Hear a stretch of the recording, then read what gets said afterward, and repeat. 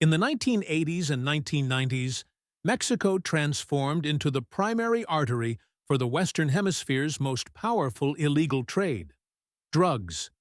Fueled by American demand, Colombian supply, and Mexican logistics, an empire rose in the shadows. This is the story of how Mexico's cartels emerged from local trafficking networks into international criminal syndicates, and how the bloodshed, betrayal, and power struggles of the 80s and 90s still echo today. Chapter 1. The foundations to understand the cartels, we must go back to the hills of Sinaloa, Durango, and Chihuahua. These rugged states birthed generations of traffickers. They knew the terrain, the routes, the law, and how to bend it. In the 1960s and 70s, Mexican smugglers were moving marijuana and heroin north, largely on their own. Corruption among local police and military helped keep operations smooth, while the U.S. focused its attention elsewhere, mainly on the Vietnam War and domestic unrest. But the seeds of a larger trade were already sown, and in the next decade, the stakes would grow beyond imagination. Chapter 2. Guadalajara rises. In the early 1980s, Miguel Ángel Félix Gallardo, a former Sinaloan state police officer, unified Mexico's trafficking factions under a single umbrella, the Guadalajara Cartel. Gallardo saw opportunity not just in marijuana, but in cocaine. Colombia's Medellin and Cali cartels needed a reliable route to U.S. markets, and Gallardo offered something priceless: geography, connections, and silence.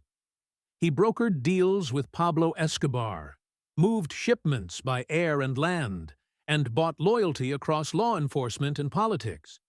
Under his rule, Guadalajara became a hub of cocaine logistics. It was Mexico's first true drug cartel, and it would become a model and a warning for those that followed. Chapter 3. The murder of Kiki Camarena, but power invites scrutiny. Enrique Kiki Camarena, a DEA agent stationed in Guadalajara, began uncovering Gallardo's network. His intel led to a massive raid on a cartel-owned marijuana plantation worth over $8 billion. Weeks later, Camarena was kidnapped in broad daylight. He was tortured and murdered, allegedly on the orders of Gallardo and his allies. The U.S. response was swift and furious. Operation Leyenda, the largest DEA homicide investigation in history, mobilized agents across Mexico. By 1989, Felix Gallardo was arrested, but his removal didn't dismantle the cartel. Chapter 4. Cartel Fragmentation. With Gallardo imprisoned, his lieutenants divided the empire like warlords. Each took a slice of the map and a portion of the routes into the United States. The result was fragmentation, and with fragmentation came bloodshed. The Tijuana cartel, led by the Arellano Felix brothers, controlled Baja California. The Juarez cartel, under Amado Carrillo Fuentes, rose to power using private jets to move cocaine. The Sinaloa cartel, once a wing of Gallardo's operation, began consolidating under names that would soon become infamous: El Chapo, El Mayo. What followed was a decentralized, competitive narco-economy, each group vying for border plazas, trafficking corridors, and dominance. And the violence escalated year by year. Chapter 5. The U.S. War on Drugs. On the other side of the border, the United States declared its own war, the war on drugs. In the 1980s and 90s, the U.S. government launched billions of dollars in counter-narcotic efforts, militarizing the border, increasing DEA operations, and enacting harsh sentencing laws at home. But the demand for drugs never waned, and Mexican cartels continued to deliver.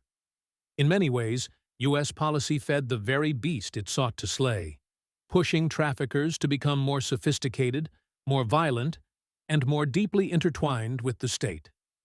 Chapter 6. Narco-Politics. In Mexico, The lines between cartels and the government began to blur. Cartels didn't just bribe police. They financed campaigns. They infiltrated customs offices, military posts, and political circles. The 1994 assassination of presidential candidate Luis Donaldo Colosio, the Zapatista uprising, and the peso crisis all exposed the fragility of Mexico's institutions.